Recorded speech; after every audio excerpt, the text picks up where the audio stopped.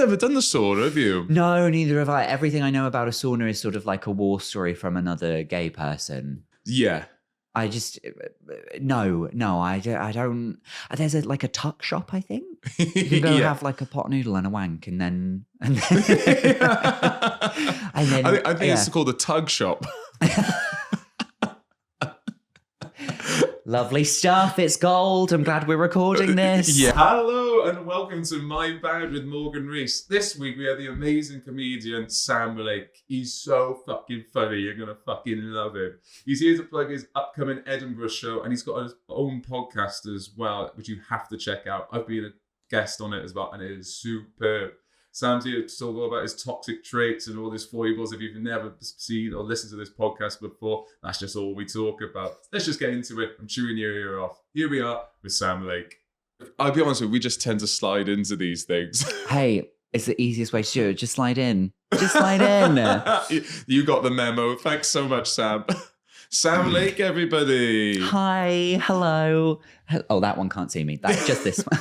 Sam's talking to the camera. There's not just someone behind it. I'm talking to your entire team of people. There's Gemma off in the corner. There's the three people over there from like your sponsors. There's the sponsors. That's the interns that we don't pay, but it is experience. It's such good experience. They don't talk about how good unpaid experience is. I do think keeping them chained together on like the radiator is a little bit much. But team building. It's the only way to learn. It's the only way to learn.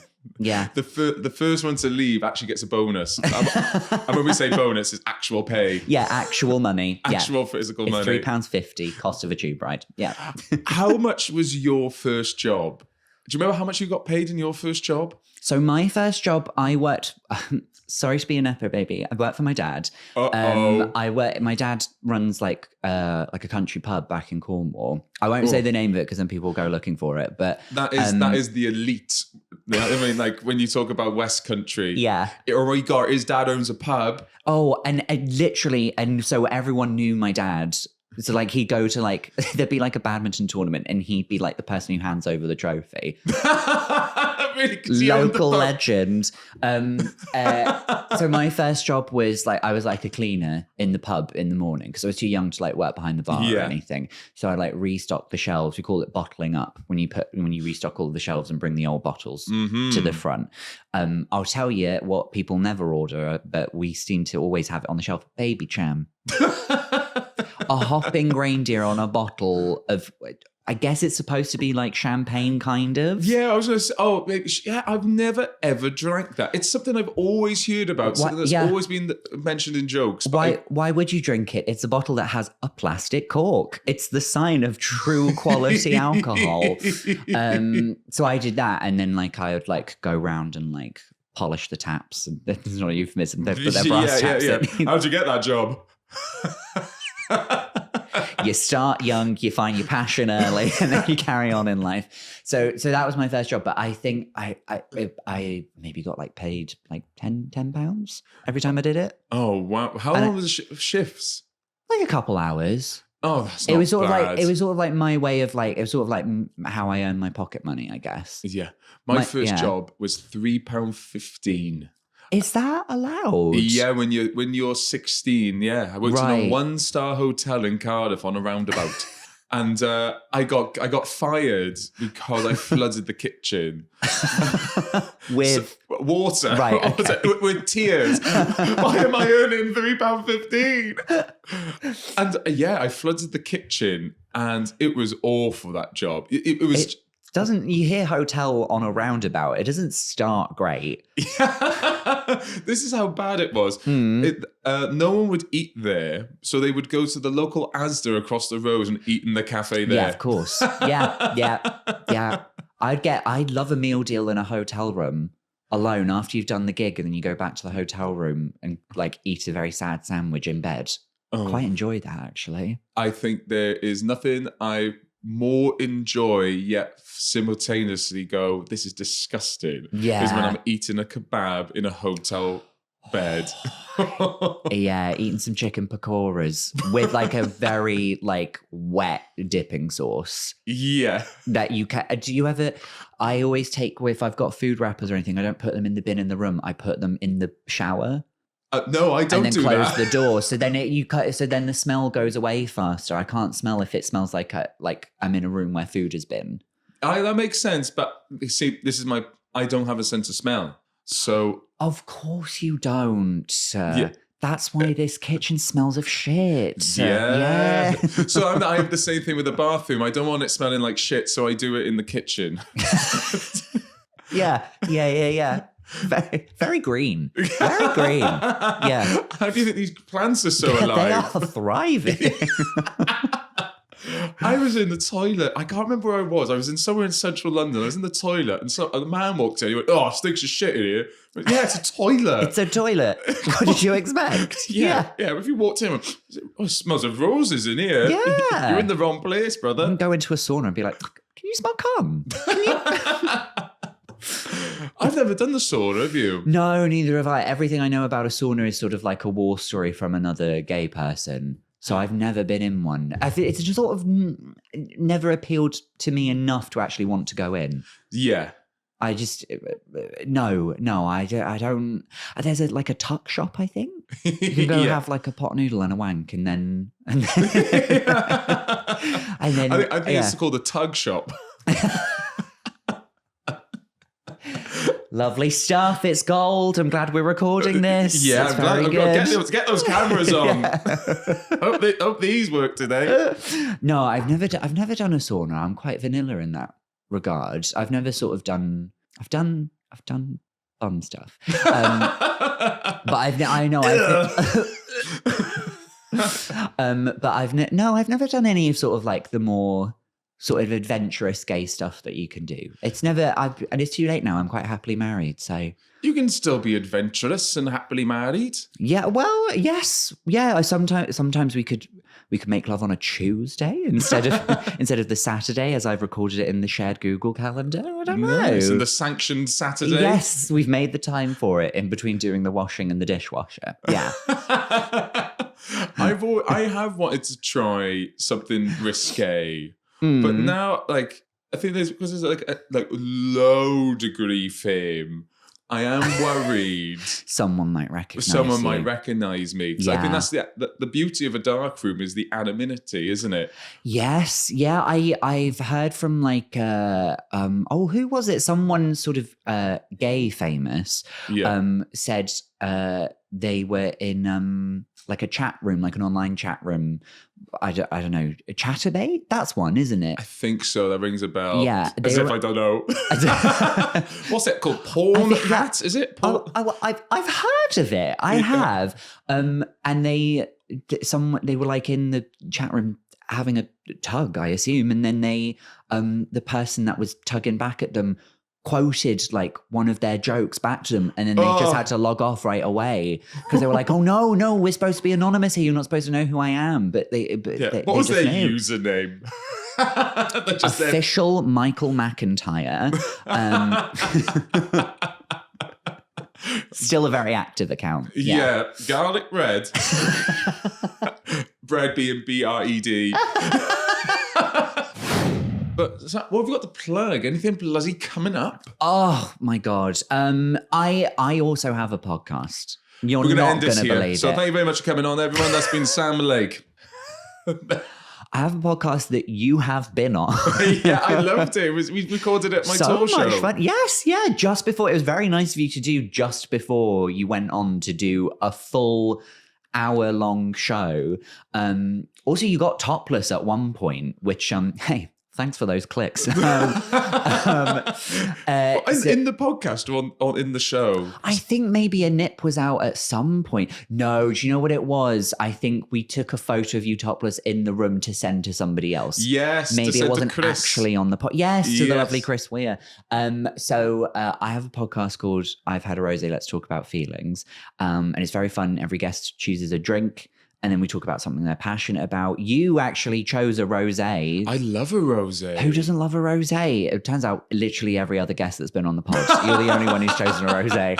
And we had a lovely talk about food. Yeah. You love cooking and you love cooking Love and you it. love feeding people. So that was really nice. So that's something, if this goes well, it's very brave to like plug it at the start, because then I could tank the rest of the pod and I'll be like, I'll pretend I didn't hear that at the start. Yeah. And That then sounds more of a laugh, that one. yeah. And then I'm doing the Fringe this year with a brand new show. It's called Sam Lake, You're Joking, Not Another One. Can you do it with the accent? You're joking, not another one. That's, you slapped that. That was wicked. Can I overgo? Yeah, please do. You're joking. Not another one? Yeah, you've added like a very like sort of like fun cartoony aspect to it, which I really enjoy. Oh, thank you. It's I was going to say, I didn't realise I asked for a notes. Okay, but I think what it was like a positive thing. It's suddenly become like that Hollywood Reporter Actors on Actors all of a sudden in the biopic of her life. yeah. Yes, it's a show about like sort of going through life trying to achieve something and then just feeling like it's just like an endless cycle of the same old waiting for something to happen. That's sort of like it's a thinly veiled show, a bit very just going to be a bitter old. Can I say cunt? Yeah, of course you can. Cunt. I mean, like a bitter old cunt about it. And just like all of the stuff that you see in life that you feel like you're just seeing it over and over again. There's a bit in the show about AI right now and how that's in everything. Mm-hmm. You were just showing me before we were recording, like all of these AI tools to edit a podcast. Yeah, I know. I'm completely AI. You're a hologram. I'm a hologram. I put my entire arm right through you earlier. And then I found out you're AI and I was like, well, what was the point of that? That's how I dodge punches. AI, motherfucker. Yeah.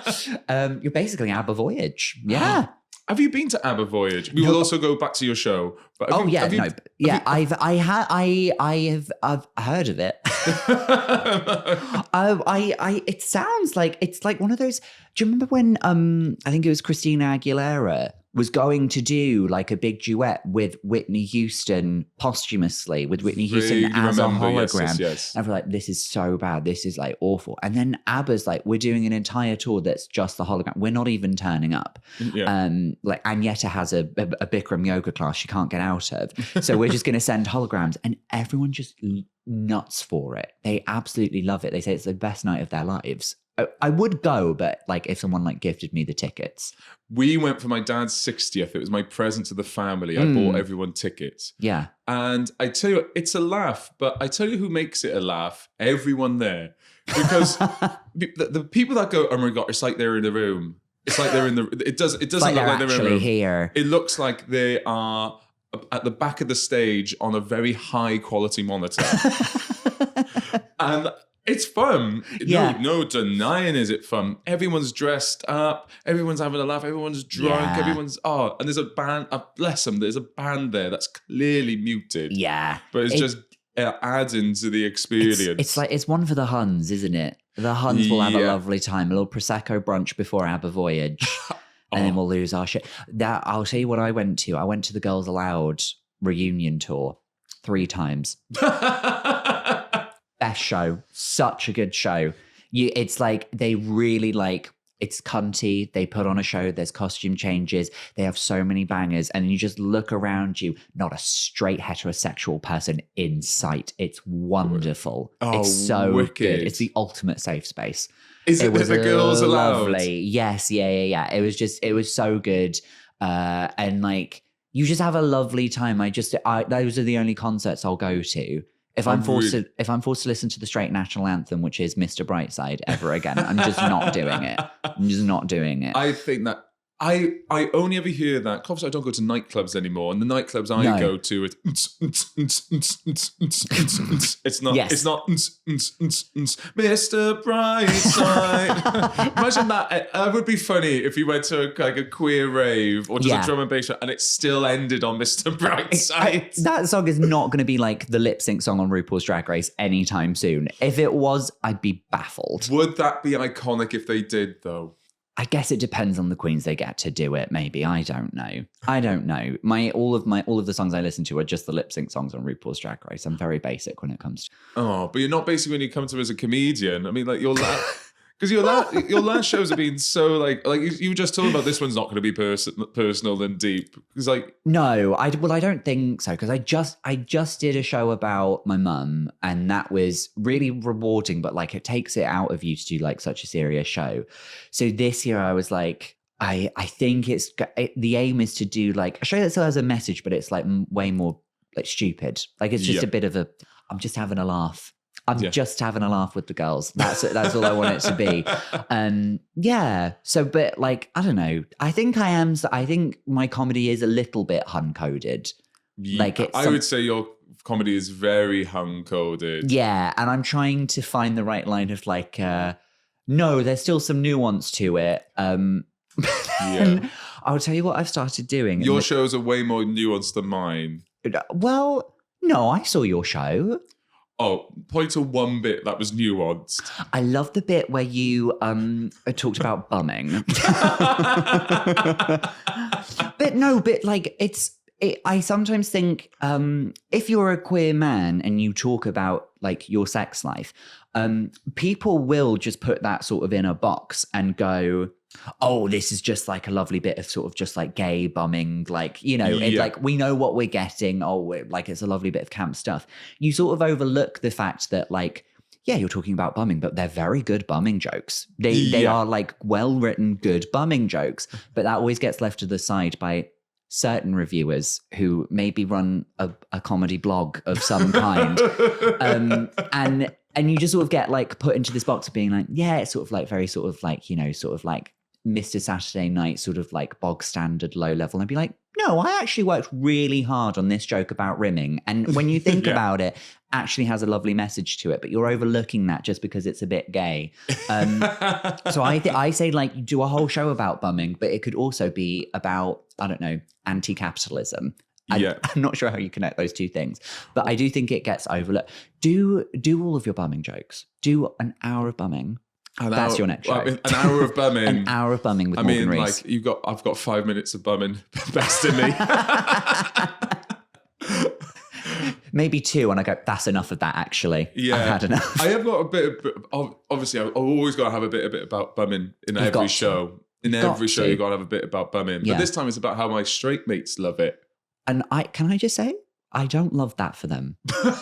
You don't like this appropriation? I don't like the appropriation. I feel like I do see a lot of like straight male podcasters doing stories about how like I touched a cock one time and I didn't immediately throw up, and then all of their friends are laughing, being like, what, is that gay? Is that not gay? Who's like the least gay right now? And I'm just like, do the research in the field, suck a dick if you want to, and you can still call yourself straight. I'm not policing this. Just do whatever you want. It's straight people police yes. sexuality way more than queer people. Yeah. No one's trying to root you out. No one's trying to sniff you out. No, just like, hey, you see it, you want to tug it, great.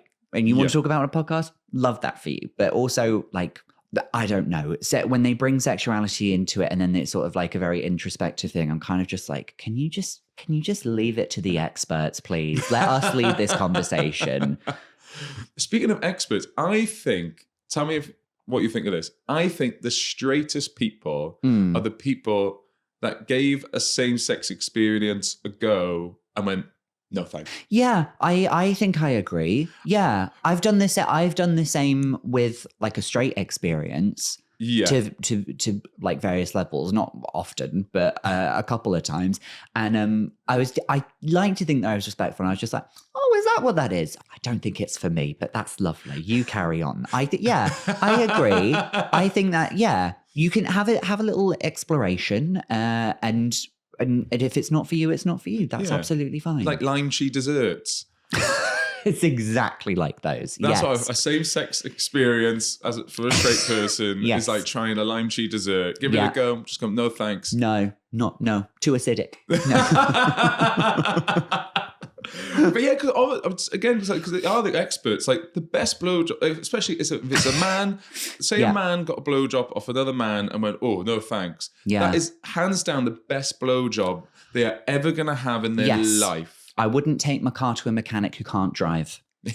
Yes. Yeah. Yeah. But the fucking podcast. Let's do this goddamn format you keep going on about. So the show is called My Bad. I love the fact we're all fallible and we're all got rough edges, and that's the beauty to me. Yes. So how do you take criticism? I do think I try and take it well. I think criticism, it depends who it comes from and it depends on the context. Sure. So like the mechanic saying to you, like, oh, you can't say anything these days.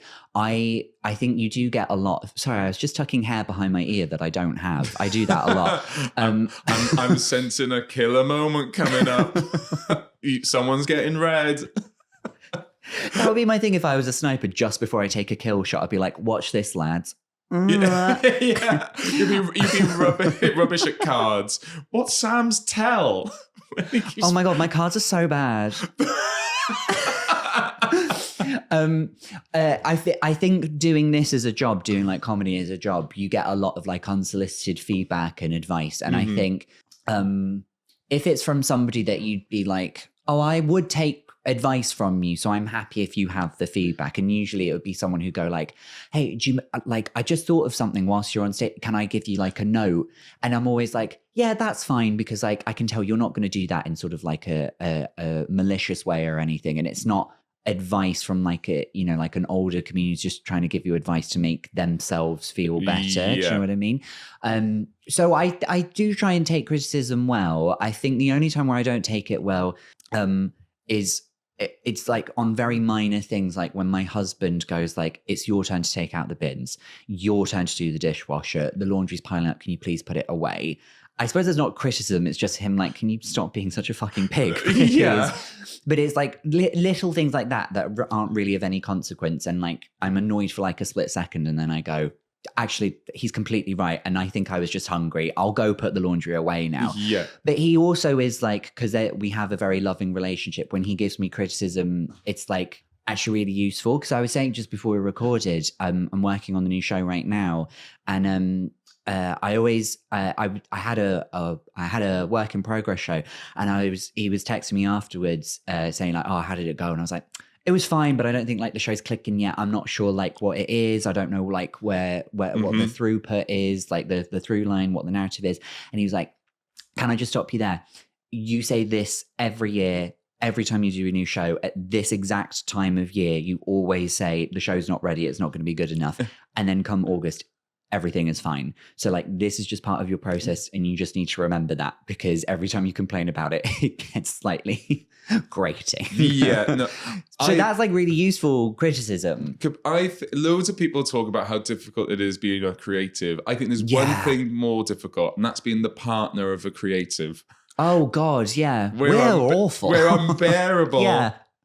We're the worst people. We're always having like crisis of confidence, and and it's weird, like even like when stuff goes well, or like you've got like an exciting opportunity, you'll say it to your partner or like someone you're excited to tell, and then I'll always follow it up with being like, yeah, but it's all going to go to shit. Like, they're not going to give it to me. Like, this is just like, it's going to be like, this is when I get found out as like a huge imposter, and like, and they're just like, have you ever thought about just shutting the fuck up? Have you just stop doing that bit? Just be excited about the opportunity, and then just shh. I totally agree. I think therapists should be allowed to say that. I think therapists do like really encourage you to talk through your feelings, but I do think they should have also the language or the opportunity or I think we should allow therapists to go, can you shut the fuck up and grow up? About like in when it's necessary. If I'm on the sofa being like, I'm still not over my mother's death from cancer, and they go like, I'm sorry, shut the fuck up. Yeah. She's gone. Deal with it. Honestly, you're going on and on. Wow. Yeah. Again, heavy in context. Yeah. Heavy in context. Imagine your therapist going, wah, wah, wah. Yeah. Boo-hoo. You know who doesn't need therapy? Me, you little bitch. Yeah. You little bitch. When it's appropriate, yeah, I think they should be able to be like, just sort of like do like a share, just sort of like snap out of it kind of thing. Yeah. Agreed. Yeah. So obviously it's my bad. What do you think whether your toxic traits are? I had to think about this because I'm a really lovely person. Oh, wow. I think my toxic trait is probably linked to sort of like body image. Mm-hmm. And I don't mean like I judge anyone for their body image. I think I'm quite toxic, as a lot of queer men are, when you sort of like compare how your body looks to like other queer men. Because like, like on social media and like advertising and whatever, it's all just like shirtless men, topless men. Yeah. And it's sometimes like quite hard to deal with if you don't look exactly like the men on the posters. And I Completely. I feel like I'm in a good place now. I mean, I'm 33. So like, I feel like at this point in life, I'm sort of at that point where I'm like, this is the body I have. It very little can be done to change it now. So let's just embrace it for what it is. But sometimes when I see like on social media, this is really bad. Someone posted on Twitter, it was like someone sort of like thirst trapping. Yeah. But sometimes when people thirst trap, they put a caption. It's like them with like a pint of ice cream and they've got all of their abs out. The breasts are glistening. They've like lubed up just to take like a little candid shot. And they'll say like, just a night in with ice cream, feeling like kind of chunky today. And I was like, don't say anything. Don't reply to it. Don't comment. You don't need to join in. You know what they're doing. It's a trap. You don't need to say it. Because you'll see everyone going like, no, don't say that about yourself. You are so gorgeous. I would literally cut off my dick just to look like you. And one time I saw one of these posts. It was just like I just described. someone quote tweeted, someone braver than I quote tweeted it with the caption, "If I looked like this, I would kill myself." And I just thought to myself, honestly, slay. I wish I had the balls to say something like that. Because we all know what that person's doing. We know that they're trying to get compliments. Yeah. And so maybe that's a little bit extreme. But I think any of my toxic traits come to like judging other men for judging how other men choose to sort of like exhibit their body. Because inherently, I don't think there's anything wrong with it. And I think we all have our own sort of twisted relationships with our body image. But sometimes when I look at those photos, I go like, you look fine. Just stop it. Just put up the photo with a caption and go, I think I look nice like this. And if you want to sort of like confirm that to me, that would be lovely. Yeah. None of this just like, oh, I don't know. I think my ass looks so teeny tiny today. And I don't, no. Just say, I've got a huge juicy can. It's gaslighting. Yeah. And so, I guess that's the toxic trait of sort of like assuming the worst of like any gay man who posts any photo of themselves. And I'd be like, you know what you're doing. You know what you're doing. I wish there was a way to sort of like post a picture of your body and it just sort of be like a very, like in the true spirit of body positivity, being like, everyone looks great. If you feel like you look great, I'll say you look great as well. Yeah. But if I feel like you're coercing people into doing that, it's bad. I know what you mean. I completely get it. I'd say it's not the same, but similar. People that put deliberate sob stories soliciting sympathy on Facebook. We've all done it. Yeah. Facebook is bizarre. I mean, I don't know. Like, I mean, the amount of people going, "Oh God, woke up feeling weird today. Decided to call the doctor, but got no reply. I'm so worried. Why is that a Facebook status? Yeah, no. What are you doing? Like, someone will be like, "Oh, you probably." I didn't know if I should tell this story, but a man broke into my house last night, and we're all pretty shaken up about it. And then someone will like, "Oh, PM me if you want to like get the details," and then they'll reply being like, "Oh, thanks for your support. It was Christmas Day. The man was Santa." That used to happen all of the time. And hey, he took all the cookies. He took all the cookies. He drank all of my milk.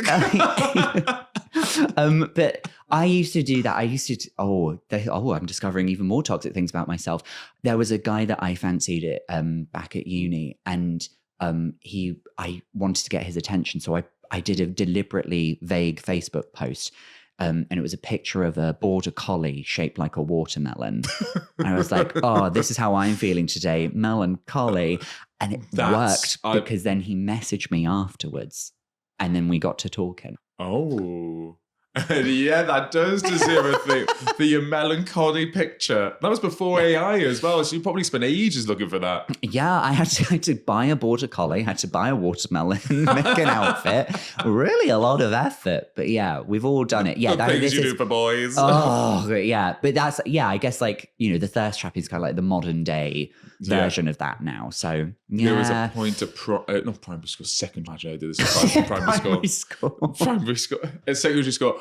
Looking back now, I wanted attention, and rather than like exhibit any skill or personality or flair, I just pretended to be sad. Right. Yeah. And I look back at that and go, "Fuck me!" That was a cry for help. Yeah. Yeah. And but it works, because you don't want to be the person who like scrolls by it and goes like, "Oh, I don't want to." If something bad happens, I want to be able to say that like I reached out to them, I tried to help, but they're always fine. So you've done exactly what they want. I propose a change for social media that, as well as having a like and a dislike button, they should also have a bullshit button. Yeah. Completely agree. Yeah. Like someone would go and like you said, "Oh, feeling chunky today." Yeah. Bullshit. Yeah. I completely agree. That would be invaluable. I'd love that on social media. Yeah. Oh my God. Can you believe I got this body in just 5 weeks? Bullshit. Yeah. Well, that's like community notes, on Twitter, every time somebody would post something and then the community notes would be like, that did not happen at all. I don't see why you couldn't do that on like thirst traps. Feeling chunky today, community notes, they are actually fine. They look fine. They have all 6 of their abs completely visible. They are not going to eat the ice cream in that photo. That is water coloured in. That is squash. It's a solid block of wood. It's not ice cream at all. It's a prop. And they'll eat the wood. That's how much they don't want calories in them. High fiber. Have you had any? Because obviously you're such a well-rounded person, and you clearly check in on yourself. Do you have any previous, now rectified toxic traits? Thank you for saying that, because I think it has taken some work to get to the point where I can have a bit more of an honest conversation about feelings. That's how I came up with the name for the podcast, because it all came from like wanting to talk to people about going through a difficult time and not really knowing how to do it. So instead of getting therapy, I started a podcast, as one does. But I think over time I've gotten better about it's been like a very gradual thing. I don't recommend this how everyone does it, but I think what started it for me, I was at a New Year's Eve party and a friend of mine offered me some MDMA. Oh, I think it's the cure for everything. Carry on with your story. And we took half a pill and was having a lovely time. And then we found each other like an hour later and we were like, "I'm not feeling it. Are you?" And he was like, "No, should we have the other half a pill?" And I was like, "Yeah, I did. Yeah, why not?" You fool. Had the other half a pill. Oh, she got turned. She was lit. I was like, all of a sudden, it just came over me. I was like recording video messages to friends, telling them how proud I was of them. I blocked off like one of the rooms in the house, and I was inviting people in for like one-on-one so I could sit them down and look them in the eyes and go like, "I love you very much, and here are the reasons why." And it was very intense, even to my husband. And then after, like, I remember we went to bed and he was like, "You really said that you loved me like a lot today, like in a very hardcore way." And I was just like, let's not talk about that for a few days. Yeah. And we've exchanged vows. Yeah. So like but then ever since then, I think like it was like sort of like breaking the dam. And now that like a few of the emotions got out, like the good and like the good ones, like not your murderous rage. Yeah, not the murderous rage, like not like wanting to tell fit men on Instagram to kill themselves. It's like the good ones, the positive ones. Letting those out and actually like going like, okay, I was a bit vulnerable, but with people that I trust, and nothing bad happened. No one's talking about it. It's all fine. Now I feel a bit more comfortable doing that. And I think that means like when I write shows, like I'm a bit happier about being vulnerable. I'm sort of more able to have like more difficult conversations with friends where you sort of like really have to get into like maybe some not so nice stuff, but it's all coming from a place of love. So yeah. do lots of drugs. Do drugs. Captain. Yeah, Yes. I think do drugs. Well, maybe not drugs, but whatever it is where like it gets you to sort of be like a little bit vulnerable, and then you can microdose vulnerability. That's what you can do. Just do it like in a small amount, and then do it a bit more the next time, just with people that you trust. And like the more that you do it, like I think the easier it gets. Completely. And so like now I can have those conversations, sort of be like, we were really like grown up, and we really like monitored our own feelings and each other's, and that was quite nice. They're so nice. That's so nice. And I, to be honest, I'm gonna be selfish here. I love the fact that the inciting moment is MDMA. I truly believe that MDMA should be prescribed on the NHS. I think it would. Talking about being vulnerable. Yeah. MDMA is, you are vulnerable. You're a little bit out of your body, but you're around everybody else that's also being like that, and you feel safe. Yes. There's no violence. There's no undertones of anyone's trying to shag someone. There's no undertones of fights. You're just being so vulnerable and gleeful. Mm-hmm. And I'm such a proponent for MDMA. I just think it's so wicked. Sponsors of the pod, MDMA. Yeah, that's the sponsors I'm going for. I'm trying to build this podcast, and then all the sponsors going, oh, actually, we've just listened to the episodes. We can't actually. So BetterHelp, if you do want to sponsor the podcast. BetterHelp won't sponsor it, but your dealer will. Snowflakes in, as in that's his name. Not calling them those bloody snowflakes. Can't say anything these days. Yeah. Well, I'm going to have to ask you to tap into your feelings at this point. Because now this section is called My Mad. What's annoying you at the moment? What's your hot take?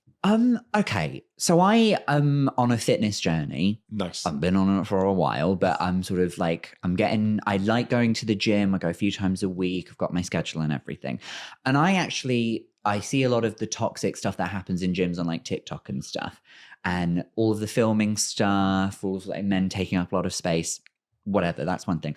I think it should be a rule that you can't go to the gym in groups of more than 2 people. Nope, completely agree. I go to a gym that is, it's like a smallish gym. There's enough equipment and everything there. But it's also a family gym. So it has like a creche, like a nursery, so that parents can drop their kids off and then go have a pump. And then it's also sort of like near student accommodation, and so like sporty uni students will go and they'll all work out. And all these people work out in like groups of like 4 or 5. And I just think that's disrespectful to everyone else in the gym, because people who want to get into the gym, they go into the gym and then they see like groups of people and it just makes them want to leave. Yeah. And I just feel like if you saw like, hey, everyone's just here, headphones in, getting on with their own thing, no one's gonna like disturb you or anything. At most, someone might come over and go like, hey, are you gonna be done with that like maybe in like a couple of sets or something? Is it all right if I use it after you? I just constantly see like a group of 5 boys all around the bench press. One of them will do a bench press. That's how you find them. They're at the bench. They're either at a park bench or a gym bench. I feel like I sound so old. They're at the bench press, they're all wearing Under Armour and they're all doing drugs. And then afterwards they're doing ket, and then they'll go to the park and then they'll anal each other. And then like, but they're all stood there in a group. The 4 of them not on the piece of equipment will be like having a bit of bants with each other. Yeah. Then eventually one of them will swap, and then they've all got like 5 sets to do. And you're like, you're going to be on this thing for like an hour. Like somebody else needs to use it. No. And the worst thing is like when you get to the changing room, and they're all there in groups. Actually, there was a group of like 3 guys. They were all getting ready to go to the pool. And one of them was sat in front of my locker, but he wasn't sat on a bench. He was sat on the ground talking to his 2 friends at the lockers next to me. Sat on the ground, spread-eagled. I don't know why I did it like that. Like I couldn't see up him. But like he was sat on the ground, like spread-eagled, just like relaxing like that. And I was just like, this is the changing room. Can you just have can you please just have an ounce of shame to keep yourself to yourself? And they were like talking about other people in the gym, like going like, have you seen him? Yeah, you can tell he's not been here for a few weeks, looking a bit chunky. And I was like, I'm sorry, that's your friend. Yeah, my God. So not to paint the gender brush here, but I mean the women's changing room, you little bitch. You little bitch. No, it was like I just think that happens when like a group of lads go to the gym. Men are already quite unaware of like the space that we take up, and so when people point that out to us, I think we can get like a little bit aggressive and be like, "Can you believe they just told me?" Like, and then they explain what they were doing. You go like, "Oh no, that person was correct. You did like a cunty thing." Yeah. But I just see that's what's annoying me is like just groups. I feel like I totally get it. It's you're supposed to be lifting, not spectating here. Exactly. And also again, when you say it's a group of 5 people, sometimes you go, "Oh, can I jump in? How many more sets have you got?" Well, 5 by 5. We've got 25 sets left. And you go, "What?" No. And do you know what else? I was on the shoulder press, and someone came up to me. I think the correct way to ask is, how many more sets do you have left? Can I use this after you're done? I'm fine if someone comes up and says that to me. But this guy came up and said like, I'm going to need this in 2 minutes. And I was like, and I said, it's the only time I've gotten like a little bit fierce at the gym. Yeah. I was like, sorry, do you mean, can you use this after me? And he was like, yeah, I'm going to need it in 2 minutes. And I was like, I might still be using it in 2 minutes, but you can use this when I'm done if that's what you're asking. Yeah. Hey, look at that arm. Oh yeah, no, I love to. That's wicked. Get it out. But I just feel like if the gym was a place where you went like by yourself at most with like maybe one friend who's showing you the ropes, it would make it like a safer space. I feel like group exercise is fine if it's done in its own area where nobody can see it. Like if you want to go to like a body pump class, go to a separate room. In the actual gym where it's like a free-for-all, everyone keeps to themselves and keeps it respectful. None of this like groups of 5, not doing that. Just go in by yourself, and then like in a way that feels like very sort of like unionizing, where everyone's just like, hey, I'm just here for me. Yeah. And you're here for you. Lovely. Let's like respect each other's space and get on with it. No, I completely agree. Because I think that comes to a fundamental difference in how you view the gym. Yeah. I think, and I'm specifically gym, not classes, because I think in this case of, yeah. we're exercising, you're socializing. Yes. You're not exercising, you're gossiping with the occasional lift. No, I can't do that. No, if I want to talk shit about someone, I'm not doing a deadlift halfway through. Yeah, I'll have a pint like a normal person. No, yeah, exactly. That's so true. Yeah, they go to socialize. Have you heard of pump covers? No. You might call them condoms. No. A pump cover is, I learned about this recently, and I think men and women do it, but I sort of understand why men would do it more. It's when you go to the gym and you've got like, you know, maybe a cute little like tank top with your nipples poking out and your shorts, whatever. Before you like walk around the gym floor in that, you'll wear like a hoodie and like some baggy trousers, baggy tracksuit bottoms or something. You'll do your first couple of exercise, then whip that off so that nobody at the gym sees you without a pump on. So your muscles all look like big and like juicy. So if somebody else sees you in the gym, like when you go in just sort of like, oh, you haven't done anything yet, you're covered up. It's your pump cover. And I was like, I just go in a shorts and t-shirt and call it a day. Yeah. I don't care. You see me with pump, no pump. I don't care. But like they go in and it's like, oh, I can't be seen at the gym. I guess like women, it's like if they go in like full hair and makeup. Yeah, it's that equivalent, isn't it? So when I hear that, so pump cover, that fills me with dread. It makes me feel so icky. Yeah. But also it makes me, and these two things are not the same, but I think this trait is equatable. Mm-hmm. They don't want to be seen without a pump. Yeah. Is that really toxic masculinity or really gay? Both. You can have both. Yeah. It's like, oh, I just want to look nice for the men. I guess it's how you frame it, isn't it? I guess, I mean, like, it's like a thing of like, I've got to be perceived a certain way. Like, I think you can go into the gym as a man and feel like, I could be the strongest man in this gym, even though, like, you can tell just by looking at you, you're not. But it's that mentality of like, I've got to look like I know what I'm doing here. Yeah. And I'm like, the gym should be a place where it's like, if you don't know what you're doing, this is where you learn. So like, we should see like all of the uggos and stuff. It should be a safe space for them. Yeah. Like, I think it's both toxically masculine and like peacocking, Yeah. like showing off to the other people. I've never picked anyone up in the gym, and so I've never thought that would be like a thing. Oh, I got with my boyfriend at the gym. Did you? Yeah. But you, like, your partner now? Yeah. No, the other one on the The side. other one. Yeah. The really toxic one. Yeah. Well, but you see, like, you are both sort of like very fit people. Yeah. So, you know, I guess that would make sense. Ish. I'm trying to find a way to be like, no, it's okay that you did it. It's like when you slag a band off and your friend goes, I love that band. Yeah, like they've got some good stuff, haven't they? Like the early stuff. I love Mr. Brightside. It's actually a really good song. Yeah. So now it's like, again, it's all about our toxic traits, our foibles, everything. Yes. Is there an indiscretion, a my bad? Do you want to get off your chest? Something that I've done bad. Yeah. Oh, Do you remember it's a laugh? I voted reform. No, naughty. Naughty. So cheeky. Stop the boats. What is something bad that I've right? Okay, it's needlessly aggressive, and I've only done it once, but I feel like it's like for the good of the people. There's a thing at the moment, and I don't know why. On the train, people listening to stuff out loud. Oh, listening to stuff out loud. I think that has escalated post lockdown. It pees me off as well, but I interrupt, carry on. I'm on the same page. It's fine. I only did it once because the train was coming to my stop and there was a man sat on a table next to me. And even though I had my headphones in and they're noise cancelling, I'm doing well for myself. I could still hear everything that was coming out of his phone.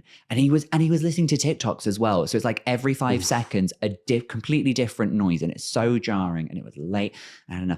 Train pulls into my stop and he's staying on until the next stop. So as I got off the train, I just sort of went, I'm so sorry that you can't afford headphones. And then I got off the train and it was just a needlessly cunty thing. Yeah. And then I ran away because I was like, oh my God. But that is really cunty. I just like, Love it. I'm getting less, as I get older, I'm less tolerant silly things that people do.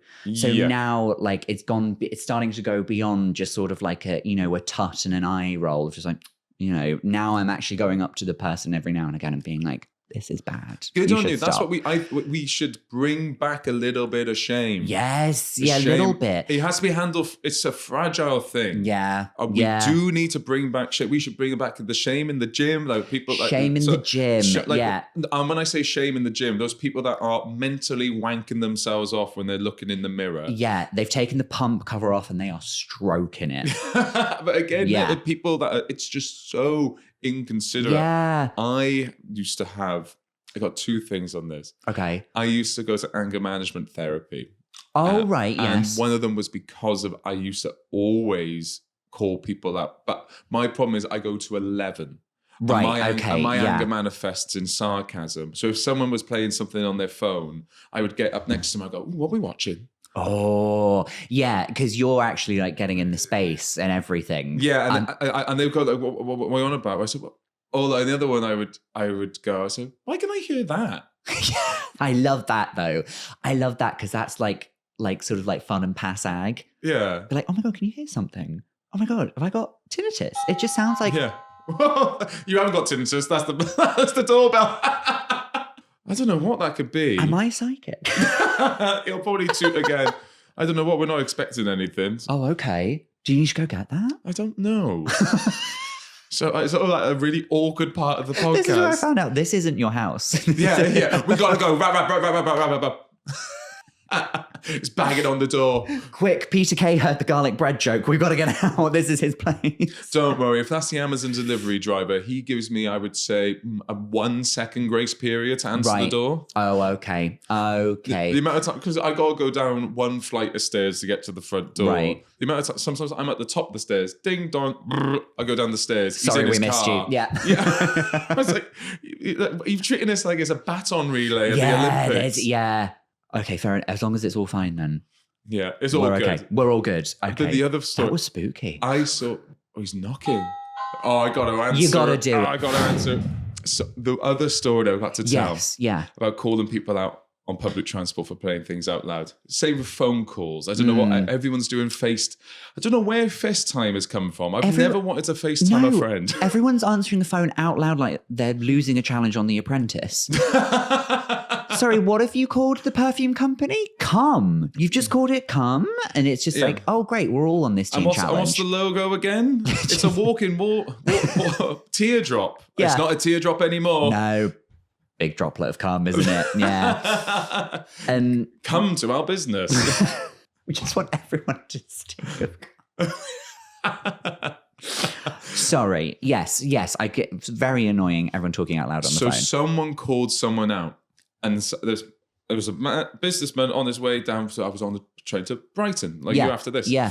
And they went, Can you not do that, please? Can you just put some headphones or stick that to your face? Because it's actually really inconsiderate. You've got to be polite to other people. Yeah. And the woman just went, I'm so sorry. I'm so lost.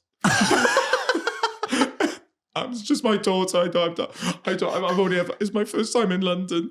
And I don't know where I am. And you could see his face. Like, where do you need to go? And he went from hero to zero in about 1 second. Yeah, it can backfire. It can. Because she was like, this isn't me. I'm sorry. I just can't hear over the train. You've got to choose your targets wisely. I'm so lost. Oh, there was one where this wasn't me. I can't remember who says this. I'm so sorry if someone hears this and I'm retelling your story, but I thought it was so funny. Someone was watching a TV show out loud on the train, and they were like, what am I supposed to do about this? Like, we can all hear it. What do we do? And someone said to them, you should get your phone, play the exact same show that they're watching, but play it 10 seconds later than they are, so that everything gets spoiled for them. That's super. I think that's such a good idea. Lovely PASAG way of dealing with it. I think we're lovely PASAG creatures. Lovely PASAG creatures. Yeah. Here we go. We're on to the quick fire round. Quick as you can. Yeah. Horoscopes or horror-nopes? Do you believe in star signs? Horror-nopes, I don't believe in them, but I will read them for a laugh. Hold on or move on? Do you hold grudges? Yeah. love a grudge. Really love a grudge. You know who you are.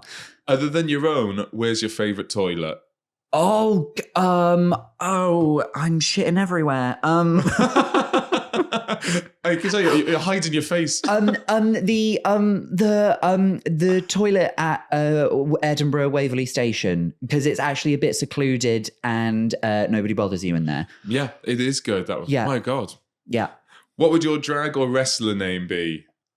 My drag name. I'm not wrestling anyone. My drag name would either be Samantha Rivers, because Sam Lake, or it'd be Caravan Park, or if I want to go for something a little bit more sexy, Honey Lingus. Like it, right? Because I mean, I've never pleasured a woman, but I think it would be a laugh. You made a couple of them laugh. Getting those hands. Is this thing on? Yeah. Sorry. Yeah. If you had to describe yourself in 3 sounds, what would they be? Oh.